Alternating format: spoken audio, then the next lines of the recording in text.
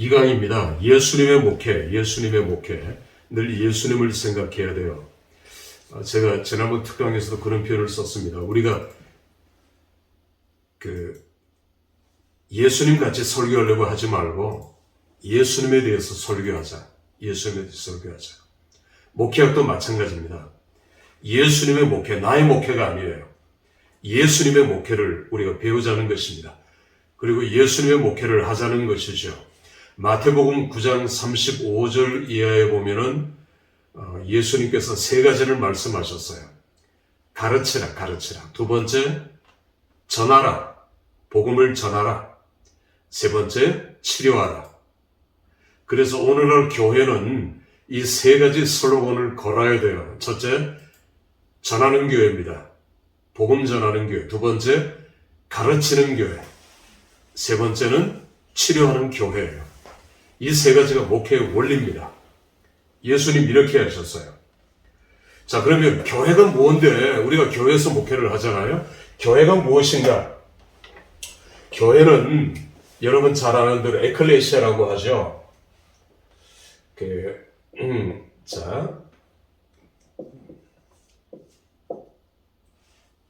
에클레시아. 에크라는 말은 몸으로부터 전치사죠. 몸으로부터, 레시아는 부르다. 무엇으로부터 우리를 끄집어내서 불러서 모아놓은 것. 이게 에클레시아예요. 자, 다른 말로는 수나고게라고도 얘기합니다.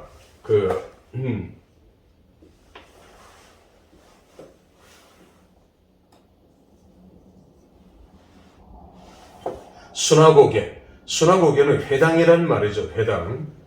교회는 회당이 교회가 되었다는 것입니다. 예수님 당시에 예루살렘 안에만 회당이 450개 이상이 있었어요. 크고 작은 회당들입니다. 이 회당들이 모두가 대부분 교회로 바뀌어버렸어요. 오순절 사건 이후로. 자, 그래서 교회는 에클레시아의 개념도 있고 수나고게의 개념도 있어요. 에클레시아는 어떤 장소적인 면이 아닙니다. 수나고게는 장소적인 면이에요. 교회는 장소적인 면과 그리고 이제 무용교회죠. 유형교회와 무용교회가 합해진 것, 이것을 우리는 교회라고 얘기합니다. 회당이 발전해서 교회가 되었고 하나님께서는 하나님의 사람들, 택한 백성들을 때가 차면 끄집어내셔서 레시아, 우리를 부르신 이 사람들의 모임이 교회예요. 그래서 교회는 하나의 멤버십, 하나의 비전을 공유해야 돼요. 자, 이게 에클레시아입니다. 교회의 기원을 우리가 얘기하면 구약의 광야 교회까지 거슬러 내려갈 겁니다. 광야도 교회였지요. 하나님이 거기에 계시고 성막을 세우게 하시고 성막 속에서 하나님은 예배를 받으시고 성막 속에서 역사하시고 말씀하셨단 말입니다. 광야 교회. 그러나 신약 시대에 와서 교회의 기원을 얘기할 때 우리는 마태복음 16장 16절을 교회의 기원이라고 얘기를 하죠. 자, 마태복음 16장 16절의 배경을 제가 먼저 설명을 하면 이제 예수님께서 제자 훈련을 거의 마치셨어요. 제자들 콜링하시고 제자 훈련을 거의 마치시면서 이 제자들을 데리고 수학여행을 떠나신 것입니다. 어디로 수학여행을 떠났느냐 하면 최북단 가이사랴 빌립보라고 하는 곳에 제자들을 데리고 가셨어요. 거기에는 좀 신비로운 곳입니다. 가이사랴 빌립보는 가이사랴 로마 황제의 이름을 본따서 로마 황제 빌립 황제 가이사랴 로마 황제고 필립은 분봉 왕이에요. 분봉 왕이 통치하고 있던 필립이 통치하고 있던 그 지역 로마의 황제가 분봉 왕의 이름을 본따서 붙여서 만든 신도시예요. 가이사랴 빌립보 저도 물론 가봤습니다만은 거기에 깊은 동굴이 있고요. 동굴에서 샘이 흘러 내려와요. 그 샘물은 갈릴리 호수의 근원으로 이어져 갑니다. 물론 거기서 버스를 타고 한 5분 거리에 단이라는 곳도 있어요. 단. 거기서도 물이 흘러내려와서 거기는 물이 굉장히 많이 흘러내려옵니다. 갈릴리로 들어가는 수원지가 되죠. 그런데 이 가이사랴 빌립보의 그 동굴 안에서 물이 흘러내려오고 그 앞에는 평평한 바위예요. 바위. 그리고 계곡 양쪽에는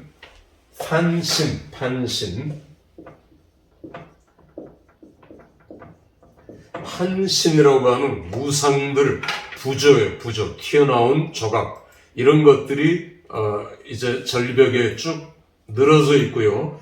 굉장히 신비로운, 굴속에서 물이 나오니까 그 물이 요단강의 근원이 되고 갈릴리 호수로 흘러 들어가니까 많은 사람들이 여기 와서 제사를 드려요. 다시 말하면 우상 숭배 본거지입니다. 우상 숭배 본부예요. 각종 우상 숭배를 행했던 장소가 가이사랴 빌립보 여기에 예수님께서는 제자들을 데리고 여기 오신 것입니다. 그 제사 드리는 광경들, 판신과 다른 자기들의 우상들에게 제사를 드리는 그런 모습을 예수님 보여주시면서 예수님께서 이 질문을 하셨지요. 사람들이 나를 누구라 하느냐? 그러니까 구약의 선지자라 하더이다. 혹은 죽은 세례 요한이 다시 환생한 것이라 하더이다. 엘리야가 다시 오셨다 하더이다. 여러 가지 얘기들을 합니다. 그런데 예수님께서는 너의 고백을 물으셨죠. 제자들의 고백. 남이 얘기하는 다른 사람의 신앙 고백이 중요한 것이 아니라 나의 신앙 고백이 중요한 거예요. 그래서 베드로에게 물었어요. 수제자죠. 12 제자를 대표해서 베드로에게 묻습니다. 너는 나를 누구라 하느냐? 그러니까 베드로가 16장 16절에 뭐라고 고백합니까? 주는 주라고 얘기했어요. 여기에 주는 로드입니다. 로드. 큐리어스가 아니에요. 아직은. 큐리어스는 뒤에 나옵니다. 여기는 존경하는 존칭입니다. 극존칭입니다. 로드, 주여. 주는 그리스도시고 그리스도 메시아라는 것, 우리가 그렇게 기다렸던 메시아라는 것입니다. 주는 그리스도시요. 살아계신 하나님의 아들이라고 고백합니다. 메시아하고 아들이고 로드라고 고백하는 것이 베드로의 고백이에요. 물론 조금 약한 고백이지만 그래도 베드로는 메시아라고 고백했어요. 하나님의 아들이라고 고백했어요. 자, 우리의 목회 관점에서 예수가 누군가 하는 것은 참 중요합니다. 내가 어떤 예수를 믿고 있느냐? 4대 성인? 그거는 난 크리스찬이나 믿음이 없는 사람들 얘기겠죠. 제자들은 예수님을 로드, 주여 이렇게 다 고백했어요. 그러다가 하나씩 베드로같이 하나님의 아들, 메시아 혹은 하나님입니다. 이렇게 고백하잖아요. 가룟 유다는 끝까지 라비어였죠. 그것이 가룟 유다의 고백이에요. 가룟 유다의 신앙이에요. 나의 고백, 나의 신앙은 참 중요합니다. 예수님께서 베드로의 대답을 들으시고 이렇게 말씀하셨어요. 시몬아, 바요나 시몬아, 이를 네게 알게 한 이는 하늘의 아버지시라는 것입니다. 이게 무슨 말이냐 하면 지금 교회에 대한 말씀을 하고 계시거든요. 그리고 치열한 영적 전쟁, 영적 전투, 이 우상 숭배, 사단의 세력과 싸우는 너희들을 예수님께서 지금 말씀하시면서 영적 전투, 영적 싸움, 교회에 대한 말씀을 하시는데 교회는 베드로의 신앙 고백 위에 세워진 것 이전에 하나님의 명령이라는 것입니다. 하나님의 예정이라는 것이에요. 하나님께서 창세전부터 예비하신 것이라는 것입니다. 이를 알게 하신 이는 하나님이시라는 것입니다. 그래서 반석 위에 내 반석이라고 하십니다. 내 반석 위에 내 교회를 세우겠다고 예수님께서 말씀하신 거예요. 당신의 교회입니다. 당신의 반석입니다. 여기에 반석은 베드로를 가리키는 것이 아니라 예수님을 지칭하시는 것이에요. 내 반석입니다. 예수님을 우리는 광야 때부터 반석에서 물을 치시고 예수님, 이것하고 베드로의 페트라하고는 달라요. 우리는 주의 깊게 이 문맥과 그리고 문법을 살펴보아야 합니다. 내 반석 위에 내 교회를 세우겠다고 말씀하시면서 음부의 권세가 이기지 못할 것이다. 이게 교회를 주신 목적이에요. 영적 전투의 최후 승리자. 교회 안에 들어오는 교인들이 최후 승리자. 교회를 통해서 예수님께서는 치열한 영적 전쟁을 싸우게 하시지만 결과적으로 궁극적인 승리자는 교회라고 하는 것을 예수님께서 보여주시는 유명한 말씀입니다. 그리고 제자들에게 예수님께서 고난과 십자가와 부활에 대해서 비로소 말씀하시죠. 그리고 베드로는 curious 이렇게 고백하고 있는 것을 우리는 보게 됩니다. 여러분, 이게 교회예요. 교회의 근원이에요. 예수님의 제자도의 완성이에요. 교회는 이렇게 중요합니다. 예수님의 십자가로 핏값으로 세워진 교회. 교회 하나가 세워질 때 단순한 건물이 아니라 예수님께서 하나님께서 얼마나 기뻐하시겠는가. 우리가 어린아이 한 사람이 돌아오는 것, 하나님께로 돌아오는 것, 나오는 것을 보면 천국 잔치가 열린다 하잖아요. 교회 하나가 세워진다는 것은 이런 어마어마한 축복, 어마어마한 하늘의 비밀이 담겨져 있는 것을 우리는 알아야 돼요. 자, 이제 두 번째, 여러분 교재를 보면 예수님께서 마태복음 28장 19절, 20절 이하에 5가지의 명령을 하고 계시는 걸 우리가 보게 되죠. 자, 첫 번째 명령은 너희는 가랍니다. 가라. 가야죠. 가야 됩니다. 가만 앉아서는 아무것도 할 수 없어요. 목회는 내가 책 읽고 기도하면서 그냥 기다리는 것이 아니에요. 내가 가서 복음을 전해야 돼요. 가서 데리고 와야 돼요. 교회로. 제가 군대에서 제대하기 6개월 전에 한 개척교회에서 저를 교섭해서 6개월 후에, 제대한 후에 그 교회에 이제 부임하기로 되어 있었어요. 자, 6개월 후에 그 교회에 제가 전도사로 갔습니다. 갔더니 목사님이 중고등부라고 소개를 시켜줬는데 목사님 아들 중학교 2학년짜리 하나였어요. 하나. 그래서 제가 이를 악물고 밖에 나가서 전도하고 닥치는 대로 우선 놀이터부터 갔죠. 중고등부니까 학교에도 가고 사방에 이제 다니면서 아이들을 만났어요.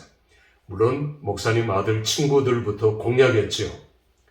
그렇게 해서 한 달 만에 출석이 30명을 넘었습니다. 출석 30명을 넘기려면 등록 숫자는 40명, 50명 정도가 돼야 돼요. 그때 교회 바로 맞은편 앞에 그 약고 가시는 약사분이 부장집사님이셨는데 이분이 저를 보더니 그냥 막 화를 내요. 화를 내면서 이제 그분의 이제 생각이 당신은 몇 년 동안 부장집사를 했는데 목사님 아들 하나 데리고 했는데 너 이게 뭐냐, 한 달 만에 30명 출석하고.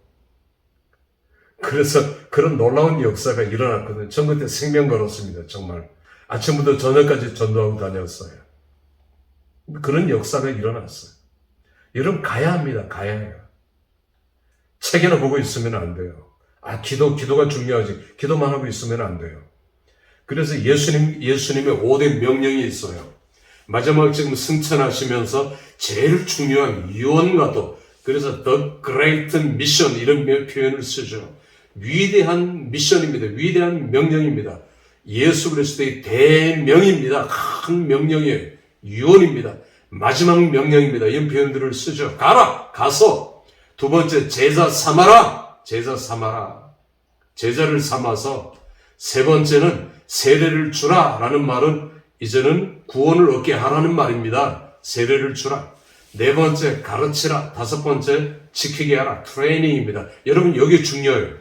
가르치라는 것과 트레이닝이 같이 붙어 있어요.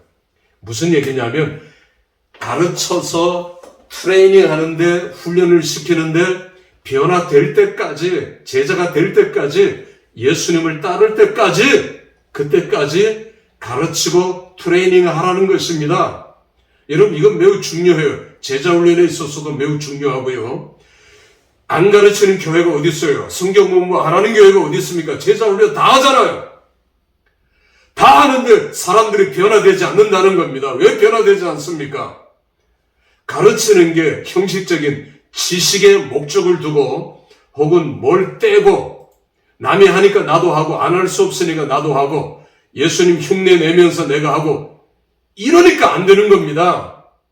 여기에 가르치라, 지키게 하라, 트레이닝은 변화될 때까지 하는 거예요. 변화될 때까지. 그 사람이 변화되든지, 아니면 나가 자빠지든지, 아니면 옛날로 돌아가든지, 변화될 때까지 하는, 이게 제자 훈련이고, 이게 성경 공부고, 이게 트레이닝입니다. 트레이닝. 여러분, 이건 오늘 목회하기에 있어서 제일 중요한 판다멘탈이에요. 이게 무너지거나 이게 약화되면 안 돼요. 변화될 때까지 훈련시키는 겁니다. 변화될 때까지 가르치는 겁니다. 당신이 이때 이 책 뗐으니까 됐습니다. 당신은 이제 순장이 되고, 당신은 이제 다락방의 지도자가 되고 구역장이 되어야 됩니다. No! 이게 아니에요. 이것이 우리가 실패하는 원인이에요. 이것이 모든 교인들이 실패하는 원인입니다. 한 사람을 트레이닝 하더라도 가르쳐 지키게 하라. 변화될 때까지입니다. 변화될 때까지 붙들고 기도하고 붙들고 훈련하고 붙들고 가르치고 트레이닝 해야 돼요. 여러분, 이게 핵심입니다. 이번 강의. 안 해도 돼요. 더 이상. 이게 제일 중요한 겁니다. 여러분이 왜 실패합니까? 죽을 때까지 이거 잊어버리면 안 돼요. 우리가 실패하면 안 되는 원인들입니다. 자, 그 다음 세 번째는 사도행전 1장 8절입니다. 너희가 권능을 바꿉니다. 권능은 두나미스예요. 두나미스. 자,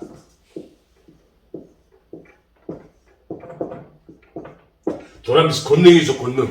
능력을 받아야 돼요. 권능을 받지 않으면 아무 쓸모 없어요. 그건 인본주의예요.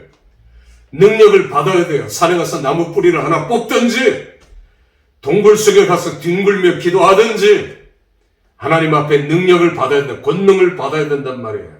성령을 받고 성령 충만해야 우리가 목회할 수 있지. 자, 어떤 분은 병에 걸렸어요. 혹은 정신병이 있어요. 자기는 치유되지 않았어요. 회복되지 않았어요. 그런데 목회를 한다? No. 이건 잘못된 거예요. 내가 회복돼야 돼요. 내가 치유받아야 돼요. 내가 성령 받아야 돼요. 내가 성령 충만해야 돼요. 내가 능력을 받아야 돼요. 그래야 증인 사명을 다할 수 있지. 능력 받지 않았는데, 그러면 인본주의적인 머리만 굴리게 되는 겁니다. 주판을 튕기게 되고요. 거기서 우리는 무너지고 실패하는 거예요. 형식적인 인본주의적인 목회를 하게 되는 것입니다. 남이 다 목회하니까 나도 목회한다. 남이 다 이렇게 하니까 나도 이렇게 한다. No, 그렇게 해서는 안 돼요. 권능입니다. 권능. 능력을 받아야 돼요. 능력은 성경 읽기만 해서 되는 게 아니에요.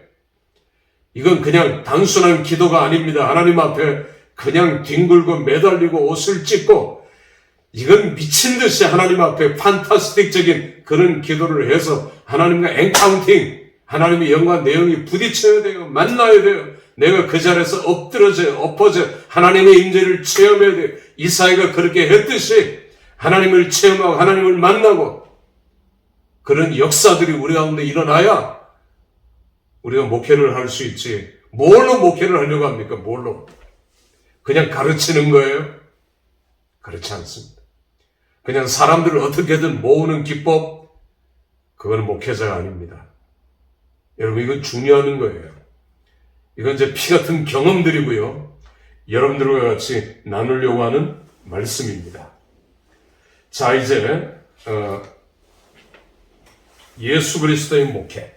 자, 이번 시간 여기서 마치겠습니다. 감사합니다.